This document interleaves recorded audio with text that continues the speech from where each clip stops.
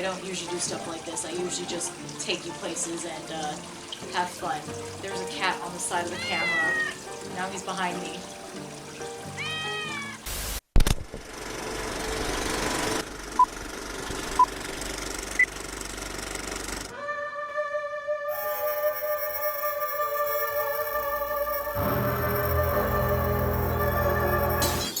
Ghoulish greetings, everyone. It is I, Varsha, your host. Ghost host, probably not, because I'm still here, unfortunately. Today, I thought we'd do something a little fun, because it is Friday the 13th, and we're basically into spooky month. So I thought we'd sit out here, maybe tell some spooky stories. I've made some cool snacks, as you'll see in just a bit, and just kind of talk about what's coming up for the spooky season. So I made a little, like, s'mores type treat with some Jason Voorhees faces. I had a silicone mold with Jason Voorhees all over it, and I melted some chocolate and then put that in the fridge for it to harden, and then we melted some marshmallows on top of graham crackers in the oven, and then just stuck Jason Voorhees on top, and then decided to do something else with the leftover graham crackers, make some cemetery stone and pumpkin patch themed crackers. There's a cat behind me, isn't there? Binks! Okay, he knows that I'm dressed up as him, and he's not having it, so he's been trying to jump on my head this whole time. So Joseph's gonna join us now. He actually decided to go all out with the Friday the 13th theming. Come on in, Joseph. Wow, you look great. Anyway, so we actually have a lot of spooky things planned for this, I guess, spooky season. Take a shot every time I say spooky. You're probably gonna end up in the ER, right, Joseph? We're just in character, I guess. Anyway, so yeah, we actually have a lot of stuff planned. We're gonna go to the Winchester Mystery House. We're gonna go to Halloween Horror Nights in Hollywood. We have the LA Haunted Hayride. We have Oogie Boogie Bash this season. I'm excited for that one. Aren't you excited for Oogie Boogie Bash? We didn't get to go last year. Okay. Anyway. Hey, sorry I'm late. Wait. So you just got here. Then... Ooh. What are you talking about?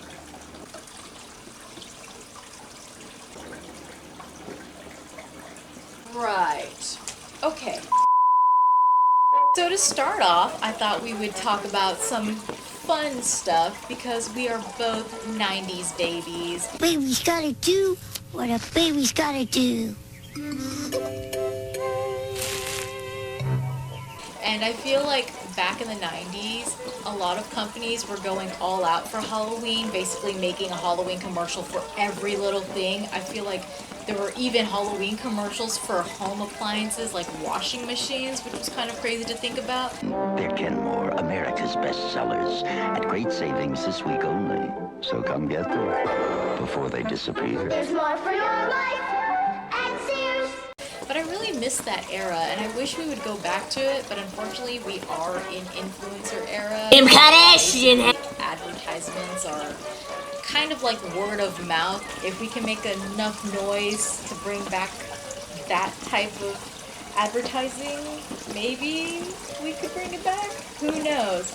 But I wanted to ask you, because you have the channel Halloween Central where you've posted some of these commercial compilations. What are some of your favorite commercials that you've edited and put together? So, growing up, I definitely remember the Pizza Head commercials because he has where he's trick-or-treating, and he has where he's going through the Goosebumps graveyard, proud to promote the Goosebumps toys that Pizza Hut was selling. And I just thought, even as a kid, like, that's kind of morbid how it ends, so they throw him into the little tomb. See you next time. But I also like discovering some of the new ones that maybe I didn't see as a kid, like the one from the post office where they were advertising the Universal Monsters postage stamps. Because I didn't know, I didn't know about that as a kid, but that commercial was really funny because that dude is just so into it, and he's laughing at this movie that's supposed to be like Texas Chainsaw Massacre. Isn't that the one where he's like, you're starting to scare me now? Oh, Because yeah. he's trying to use, the other guy wants to use the stamps, and he's like, no, you gotta collect these. I actually want to know if anyone still has their stamps collection from the Universal Monsters collection that they did back then, because it'd be kind of cool. I did buy, because they kind of reissued some new ones in, I think either 2019 or 2020, something like that. I bought like a packet of them, so I was like, oh, I don't know when they're ever going to do this again. When you saw all my compilations of the 70s, specifically the 90s one, which one was your favorite? Either one that you remember or one that you just discovered newly when you saw it? Elvira's mug root beer. I love my mug. I love it. Oh my gosh, if I was old enough to enter those contests just to hang out with Elvira at Universal Studios, you would have known. I would have been on top of that. I would love to hang out with Elvira. We've seen her walking around at was it Monsterpalooza 5-6 years ago when we first went, but her line was so long that it would have taken hours and hours to be able to meet her, and by then they like did a cutoff for the line, and I was like, no. Yeah, it's like as long as Bruce Campbell's line. Yeah, oh my gosh, Going Bruce out the Campbell. door. Groovy. We actually had some pretty cool movies that came out during the 90s that were Halloween themed. But what's your favorite Halloween movie from the 90s? See, I'm really mad that I didn't actually grow up with this one, because as soon as I discovered it, I was like, Let's cut right to the chase, shall we? Hocus Pocus? 'Cause, Really? Yeah, I did not, I don't know why, my parents did not have me watch that film. They had me watch, they had me watch Halloween Town on Disney Channel, which, yeah, I love Halloween Town as well, but for some reason, like, when I got introduced to it, my parents were like, oh, my childhood, I'm like, I never knew what this movie was. Like, Mom, Dad, why did you not have me watch this? Whatever shall we do with him? But what is yours, and did you actually see it as a kid? I did actually, and it's Halloween Town, and Halloween Town 2, Calabar's Revenge, and I'm so ecstatic because we actually got to meet Kimberly J. Brown and Daniel Counts? I'm not Never sure. knew, I never figured out I how think to it's pronounce. Counts, I'm not sure. Ooh, like Count Dracula? Oh my god. If you're watching this, tell us how to pronounce your name, sir. I'm so sorry, okay? I was just so starstruck by Kimberly J. Brown when we met her at Midsummer Scream. And I was like okay, this is how bad it was. I almost started crying because she is a childhood icon of mine. She did the movie Quince, and I had just become a new big sister when that movie came out, so I could relate to her character when I saw that movie. But her in Halloween Town is just something so iconic because I can't imagine anyone else playing that character. It is different. Oh, we're not going to talk about that one. But she's just so great in that film. The way she could be such a relatable teenager. Of course, now watching those films, I'm like, girl, you were 13. You are not an adult. Calm down. But back then, as a 6-7-year-old, you're like, You tell them, Marty. See, you're a bad influence. my sister just requested that we talk about this right now. She wants to know what our favorite Halloween candy was back then. Well, still could be current, but, you know, if we went trick-or-treating right now. This would be kinda shocking. But what was your favorite Halloween candy? So, trick-or-treating, my favorite was always the Smarties. Remember those? Oh my gosh, you were like my grandma. I don't know, it's like about that. Like, there's something to the flavor. I know Starburst was probably stronger with the flavor, but I just like getting Smarties on trick-or-treat buckets. Oh no, I will actually say I do like Smarties, but getting them for Halloween wasn't exciting for me. What I really liked was those little chocolates that came in the foil that were shaped like pumpkins. I don't know where people were finding them, if that's just what they were selling in bulk back then when you would buy the big bags of Halloween candy, but I would just remember those funny designs with the pumpkins or the skeletons or the witch face, but they were always so colorful and vibrant, and I would get so, I wouldn't even want to eat them because I would just like looking at them, but every time I would get them I'd be like, yes! The chocolate was not good though. All that just to say the chocolate wasn't good. The few times I did end up eating it, I was like, for some reason, wow, is this a controversial opinion, police? Hot take alert, hot take alert. It would always taste very, chalky. Well, since we were on the topic of 90s Halloween treats, maybe we can talk about some of our costumes that we wore growing up. I don't care who makes fun of me for this. I assume millennials won't. But the one I remember most is when I went as the White Ranger.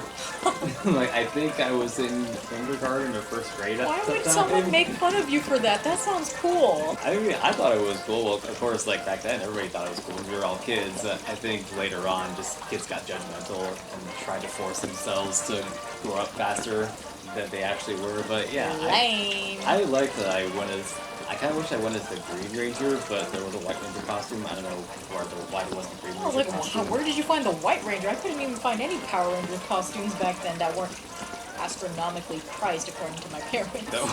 I remember, this is like a sob story, I guess, but like every year my cousins would come over and they would all be themed like princesses or something cute, and I would be kind of the outcast, or I would be the like scary thing, and I would always feel so down about it because I'm like, man, they look so cute and I'm over here covered in blood and white paint like a ghoul, and I look ugly and they're pretty and now I'm sad. So something that I just thought of because of what I've been thinking through on my channel was, you may have seen some vintage Halloween cartoons when you were growing up. They would show them as reruns. Because I'm thinking to some that I discovered and some that I actually did grow up with because of what my parents have shown me. I liked, of course, it's Great Pumpkin, Charlie Brown, and now the Felix the Cat cartoon from 1927.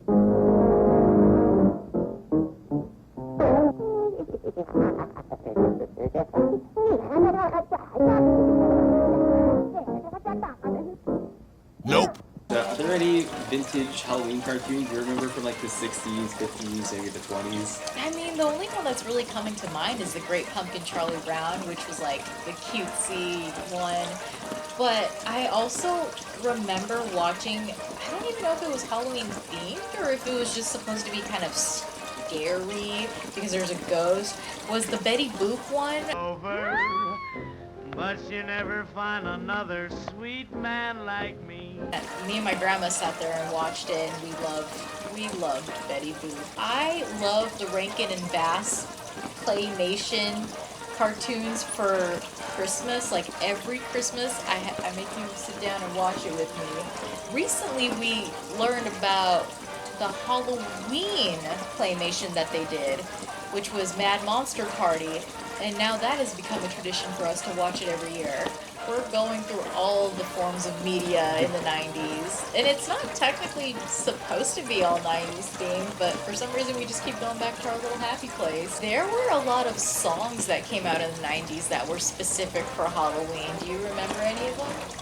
So I keep thinking back to some of the older ones that my parents played from when they were growing up, but thinking about the ones that actually came out when we were alive, I think about the Backstreet's Back from Backstreet Boys, like I mean, in that the wasn't late technically 90s. Halloween themed, but the music video. Yeah, the music video definitely was like more the spooky side. Yeah. All the boys were dressed up as the classic Universal monsters. We can't not talk about Michael Jackson and his love for all spooky, macabre things. Like Thriller was the thing. I definitely grew up with Thriller. Yes, but he also came back in the 90s with Ghosts. That's right. Do you remember the short film that he did? I did, but I didn't discover it like at the time. I discovered it like much later. They were showing it on MTV, and I was watching it, and I'm like, whoa, this is cool. And then they showed the making of, and there's this character, and he's like the mayor or something. He's just like this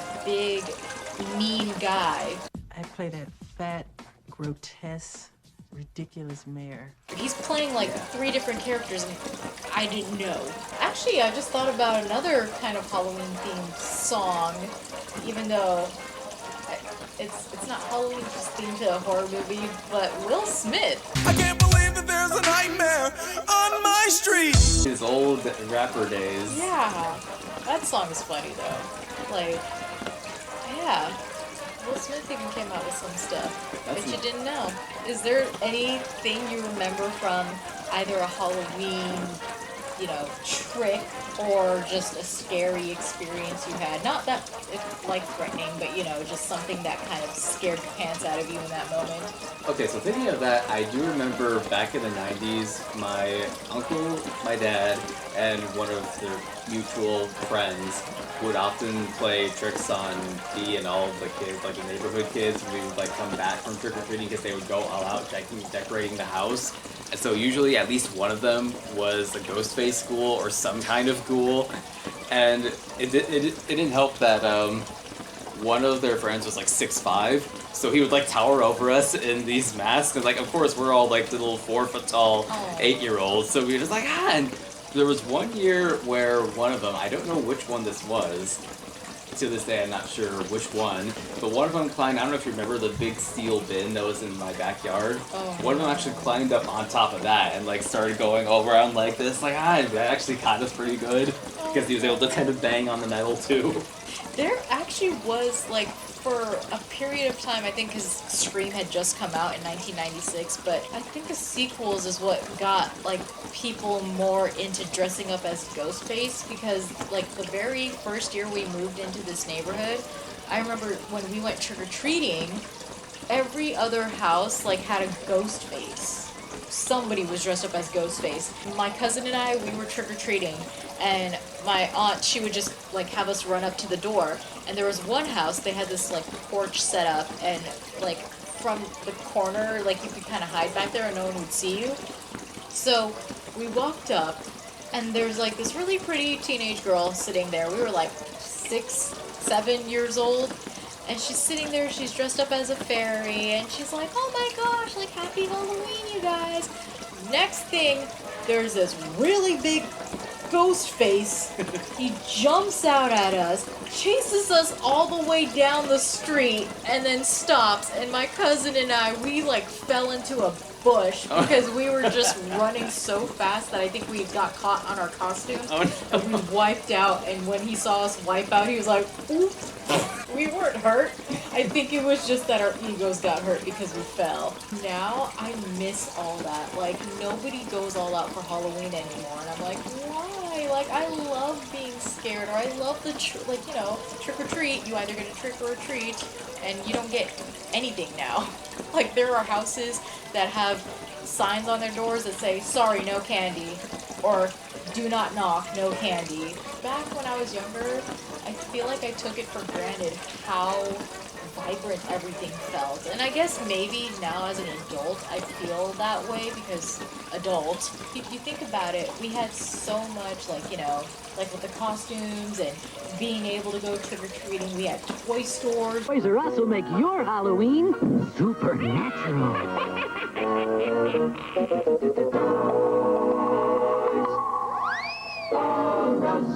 We had all this stuff going all out back then just for the kids to have a good childhood, and I feel like that doesn't really exist anymore, especially if you hand your kids an iPhone at an early age. Bye-bye. Let's talk about the Halloween attractions that we're going to coming up, because we're going to a lot of things, like we've talked about prior. It's Halloween Horror Nights and Not Scary Farm. Low-key love that Not Scary Farm and Halloween Horror Nights have brought back their offensive shows. Oh, yeah. Lack of a better term for them, but they brought back The Hanging. Well, hello! Shut up! This ain't the playhouse. Hey! The Hanging is an equal opportunity offender. This show contains crude humor, sexual innuendo, depictions of violence, and loud noises!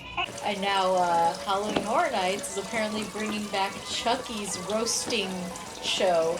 Not that he's like roasting marshmallows on a fire, he's roasting you. You stupid! They had it in the 2000s and then got rid of it, and now they're bringing it back. They had it in the 2010s. Like, I think for most of it, but the times that we went, it wasn't there. We just recently started going to Halloween Horror Nights because back then we didn't have anyone to go with. Now we have each other. Yeah. You seem so happy about it. I remember there used to be a show at Halloween Horror Nights. They used to call it Slaughter World. Now welcome to Slaughter World! In Hollywood, they have a show called Waterworld based on the movie. that did so well, apparently. They made a show called Slaughter World, and there was like a lot of adult humor in there, and I guess people got offended at some of the jokes that they made in there, that they just like scrapped it, but now they've brought back a show in that location, the Purge one. I like seeing Halloween-themed shows and stuff, too. Like, I love the Haunted Mazes, don't get me wrong, it's scary, you know, but also, sometimes you just want to, like, see a show. I feel like they get a lot of stuff in Florida, like, especially with the horror hosts that they have, like the icons of Halloween Horror Nights. I feel like we've only got one so far that they also had, and that was the director, because it makes sense for him to be here too. Yeah. I would love to be a Halloween Horror Nights icon. That would be awesome if you could get it. What the heck would I be, though? The influencer. I don't know. Probably where we're heading, though. Ooh, she influences you to go into the haunted houses, and then you never come back out ever again. Trademark. Hey, Universal, hit me up for that idea. Yeah. I'd love to work with you. Well, I hope you guys kind of found entertainment in our reminiscing of our Halloween childhood. I feel like I'm about to get roasted by these flames. I'd rather be roasted by Chucky, ironically.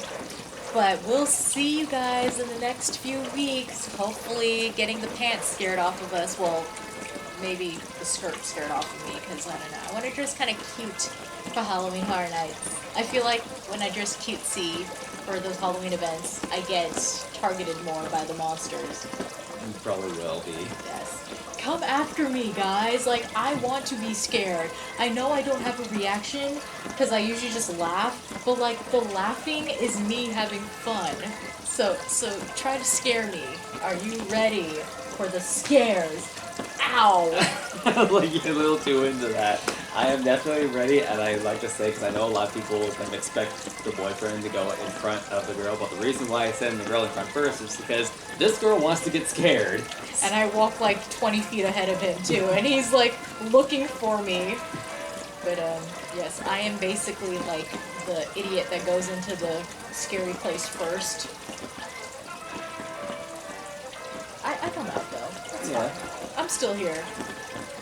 For now. Yeah, so far. But until then, we're just going to wrap it up here. And we're going to see you at Winchester next, Yeah, right? with Winchester is our first stop. Ooh. Remember, you guys, to... What's your channel? Live Halloween. Live